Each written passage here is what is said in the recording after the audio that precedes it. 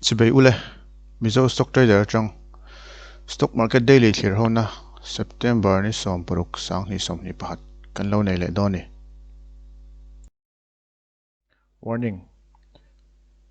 stock trading hian risang tak keng tel ti shin masaka tha mizo stock trader ingan tarlan reng reng hi kan clear dan ania mani inthutluk na siam thinang che United States trong in tran leng o fundamental factor hei hi ni zana US lam market din munania positive closing an nei tha maya hi profit booking azo to nge buying om thar le nge shorting how in profit and book zok shetalan har lewa shetalan ni lawa ma se hi hilpa chu vixi up ve tlat meya chuwang chan profit booking hi ala zo lo mani o ti zo na om theita ni vixi la sang tlat meya hi shetangai de hlaka bank khonangai de hlaka an future market a chuan hei hi ania tundar li le chan re borvel khan hian din mon ania ala up chong lo tlalem chong lo wa tingvel hian la om deuh ne chaw ni chon vixero sang deuh tlata chu tlemin an market lama hian profit booking la zo lo nge tia ti kha zon om theya fundamental factor hami han market an soi ngeng tur thil chu omlem lo ni US lama po news han poimo deuh chu omlem lo ni tikan tar lang do izan lama market a tha em wangin Europe lam hi engeng hong an chin le Europe lam hi chotnu lamain hon khan bullish fact maya hi US market that wang kha ani pakhatin rin ama US ni zan lama recovery om wang Germany lama po recovery om deuh hlekani chon bullish khap mai euro lam po chotnu lama enenge an dot shetel lo hi po news an puan tur em om le lo hi po inflation data tivel neu khani me market soi king te chiam lo ni ma se an ni lama chuan euro chu a thani oina po khan ti chuan Asia lama an lu lenga Asia lam hi tukin lam ero kha chuan hei a thalo khap me US market ka tikop khana that line Asia chu hei chetlat me a chan hi shedan lawa China ero chu an sarkar thil hala ni deuh zela ani chu nge engchen nge odon US lama kang kai thei bo hei be gaming company ero chu tlemen kang kai deuh hlaka hi nge an no ni shetala ni lawa chuan Asia lam kha chu thalo ni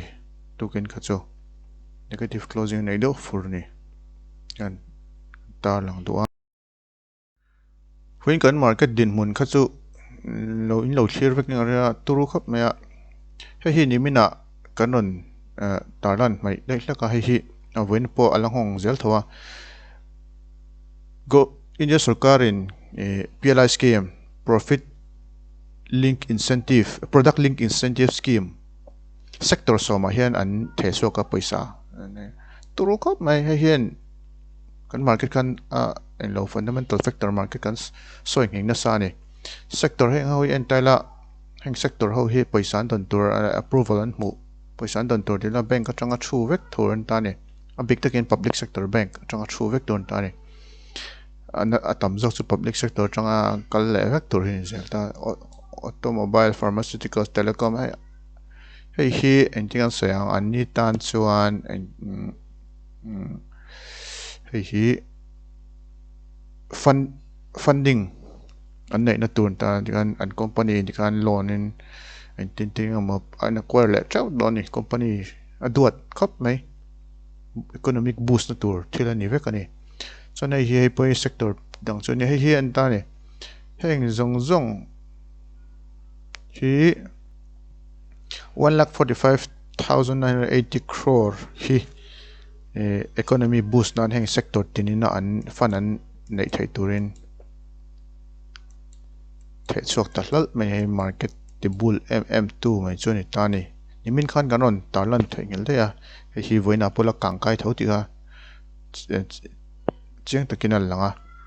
hi ni voina market ti cheper tu le nimina market nasa tagaron ti chetu khachu hi ni berai sarkar hi market manipulator pakhat lo ni reng mai ni ti chuan sector lam hin anila ก็ส่วนกันเฮ้ PSU Bank ที่อัลโหลดนั่นเตลตัวเรียนทำมันเดียวว่างั้น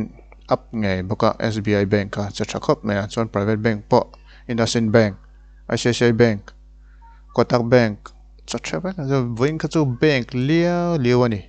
เองกิมกับ Bank กันนี่เวกเหมือนส่วน Reliance สรนจะชักบอกว่า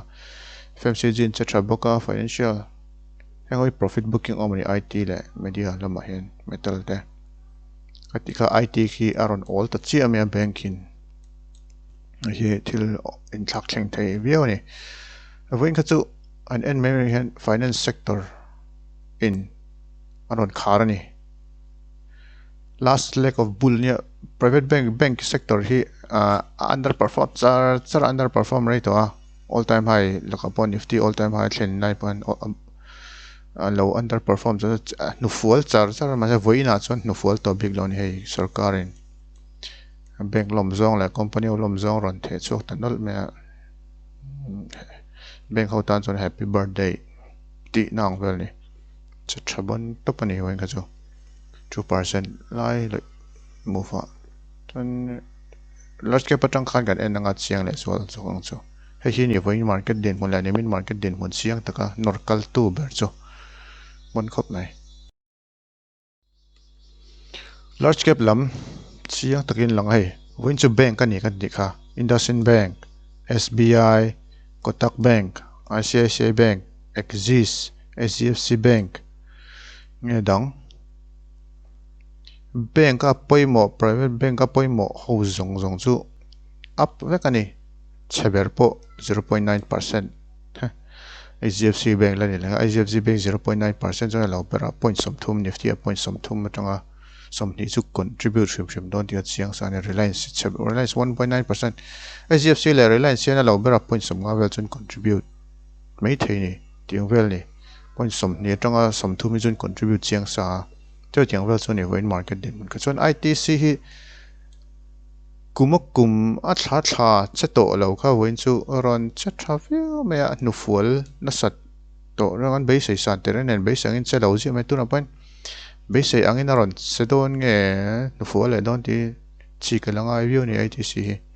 ส่วน incentive scheme บางครั้งให้ corporate เลียนเขาจู่อัดดงไทยแล้วอุเวกตัวนี้โดนเลี้ยงเขาละให้งานเลียน ITC ที่เด้สิเดียวจู่ IOC ส่วนนี้โลกนั่นเตลตัวเปิดนี่ที่การตาหลังตัวเฮ้ยอันเอ็นเรื่องเห็นอัลชอลฮูลีเรื่องนอร์นี่วินมาร์เก็ตก็จู่เฮ้ยที่ละมาที่จวนนี้เบริสละมาจนมาร์เก็ตทันส่วนหิงตัวจน TCS นี่แหละไม่อะวิโปร IT sector ลำจู่ profit booking เดือดเลยก็จน BPCL ที่ dividend เซมตัวไหนบางเห็นจะเดือดเลยก็นี่วินก็จู่ส่วน pharma แต่เนี่ยพอเห็นให้ pharma แต่พอเล่มัน drop เดือดเลยก็ตัดตัวระดีแต่ส่วน metal sector ที่ profit booking เดือดเลยกันนี่ JSW Tata Steel Hindalco ก็ค่านิตานี่วันนี้ก็จะแบ่งเลี้ยวนี่ที่ฮะกันเชียงได้วินาหลังตานี่ large cap จังพอยน์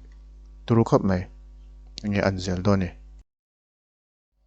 market ปุ่มปุย advanced decline จังเห็นเชียร์ละ Nifty และ Sensex Nifty อ่ะขันวันนี้ส่วนเฮ้ยตั้มจกัน profit booking ตัดไหมอ่ะฉันจู่ large cap ขัน large cap stock claim เดี๋ยวขัน market ทันสวยเงี้ยจะส่วนตั้มจกันส่วน profit อันเรา book แต่ได้ไม่นี่ค่ะ market cycle ประคัดอันนี้ตา profit booking อันเราโชคอันนี้เบอร์ large cap ขันส่วน Sensex เรามาเป็น profit booking ที่เดือดนัวละสาวไม่เหลือวะค่ะขันตา profit booking ที่จันดุโดนอังคบไหมจะต้องให้ส่วนลันดานส่วนมั่วจะจู่ไอ้วินา market advanced decline ทั้งส่วน market and profit booking จู่จันดุเล็กอังคบไหมตอนลันดานส่วน Nifty technical analysis แล้วมัน clear เวลาวินาเจ็ดด่านขายทิ้งเงินเจ็ดเจโดนตรงเฮียน clear เอาเต็งวินาเจ็ดด่าน clear มาสับเบอร์ละ17539.20 in ห้อง17510.45 zuhol zewa tleng thlazoya sanbe tomian 17644.60 tlenga kharhian 17629.50 we ha gap up tle mina nei le dawa gap tenen chuan se gap kha zu test zuai ani ero tlem ero chuan a test zoya nimina open naka se bounce le to vatani chan chu 17500 hi support area ni to don ang khop mai temporary support ani mel ta viawa chuan hei hi adin monen tani voina che dan chuan all time high thleng le to ni market hi all time high pan ti jing mol khop mai thleng deuh reng me a neom lam deuh chu ni to ma thế hiện tại thì với nó candle siam hi bullish candle thôi nhá hay thil point mà đâu ta 17,600 resistance chung anh khá thế này với này strong khắp này nếu mình upon resistance pathum vel kha sut lang thế chu mình chung chung lên khá thế với nào 17600 chung lên khá thế thế nên target chu hay 18,000 hi target to mel khắp mấy mà sẽ hay mình mà hiện pullback chu anh này ở nằm to phía với này anh chân nghe pullback hiện này thì chu xuyên lâu so nei chu rin om to ni chu han thema support ila enge nei na chan tur hi minor support area kan ti chun ta ni he support area tur ninga correction nei huna hetla hi break chuan 17000 hi test lenga ma se hetla hi tlai tang chuna bounce thei ani om to ni chun tuna chuan hetla hi 17500 hi minor ni shringa hi minor resistance tur ani shringa hi test ma se ber do ni ta lan da chuan chu tin muran ta ni chuan kha ni ta a hi resistance point mo na tur chun an ta ni 17300 to 17400 thi chu din mun ton ta ni na ri chuan correction hi chu signal la omlem lawa la chho zel don nge chu shelo ma se RSI 85 thleng do ni sang to kha by 85 chu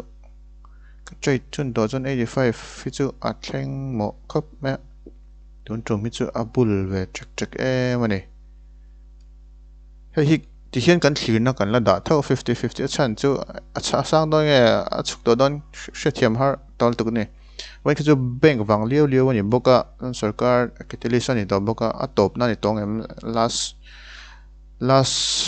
fighting ani thei tong em ti kha thlir tur chun ta ni ma se ala sang zel thei ni ka ti kha RSI hi 85 100 po thleng thei du chon chu ting vel chon ya san top ni om tak thei lo indicator ho hi akal dan tur to kok tu ni lawa tar lang tu om da tar lang tu me chon se 85 hi chu sang ve to deuh chon ni dik tak chon ei that thlak to lo ni fresh position chu siam to lo sham turing tan cha non le chu 50 ni kan thlir da po chuk reng thei a tla reng thei to ni profit booking om reng thei to ni tingan tar lang to ni voina 1 hour chart atanga a che da han thlir la nifty tho hetlai area hi enanga hey a bull khop me dark ai honna darker khat ve chon claim bullish 50 dewa profit booking om don nge me chuan heta tangen bank kho khanon cheta ni bank kho khanon chea chen ta point profit booking om ten nifty lam kha chu profit booking kho om do ni bank lam khanon nor chho zela nor tluan thak me ni bank kho khan mo chun chu bank kho kha nifty hian a point mo ema kan contribute nem box ya bank nifty and chat to chuan nifty nor kal shem don ti chu chiang sa ni ta ni khalan dan ya one hour chart chang plan otlen overbought ve lo thik toi po RSI 70 60 point ka ve to so technical chang chan la thatlom khop me one hour chart chang chuan ala sanzel theina chan su sang khop me tu chu an kan clear dan ni one hour chart chang pon bank nifty lam clear vela thungila wen chu bank nifty day an nani to berani wen kha chu bank nifty vekani ti kha wen a che dan hin clear ma saila 36946 a khain honga 36907.75 as a test waya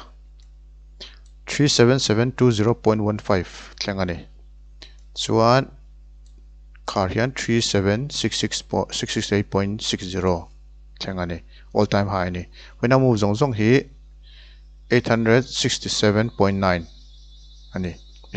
gap up claim anei moka kha gap consider chungin when to bank nifty pon all time high thleng vele ta tlat many history cái này ta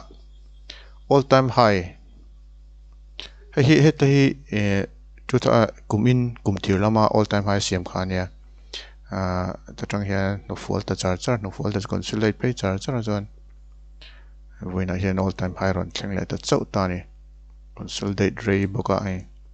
khai zan nge a thla chuang thani thla thum also consolidate ni chuan hi intraday all time high siam ne mi candle hian chuan closing hi hemi closing hemi candle hi ni le ta ni hemi candle hi all time high no number khan ta ni chuan voina chuan hei all time high hi 37668.60 all time high thleng ta ni hi bank nifty history thar kai vele ta ni ti kha cheng dewin ta lang ta ni kha lo ni ta a tuna din hun chu all time high thleng le ta ni chuan when a candle siam hi long bullish candle ta hi apoi manem chu 37500 chunga in khar thai ni hi resistance pahni chunga in khar ni when a po hian 3700 le 37500 hemi te pahni chunga in khar thaya 3700 le 3700 anta chuan 375 chunga in khar thai ta ni tilang long meng kha chu chuan hi din hmun ta bullish khop pani tuna chuan resistance hi 3800 hian ni tonga hi ate sarin am to view me boka chuan support hi 3700 om to dona hi poimo don khop mai 3700 hi important resistance important support area first support area to don hi break le chuan full le thai view boka ni chuan hela tang chu 65% kan penga 45% upside downside hi 45% upside 65% 30,000 hi chu te sarin om khap mai tun thla chuan ti ha kan ta lo indicator zo en po hian lo bullish don chawang khap mai thavio ni daily tang chuan kha daily tang kan clear thai chun ta ni 1 hour chart hin clear leila 1 hour chart tang pon chiang ka mai tlai area hin ta ni voina chet dan zo ne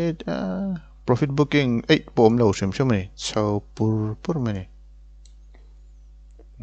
tlai ni bina khan daily khan en englo kan talan to kha pennant formation kan talan to khan ta ni pennant formation kha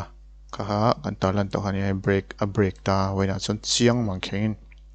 ni bina break teu thoka voina chon chiang mang khein confirm ta ni ti kha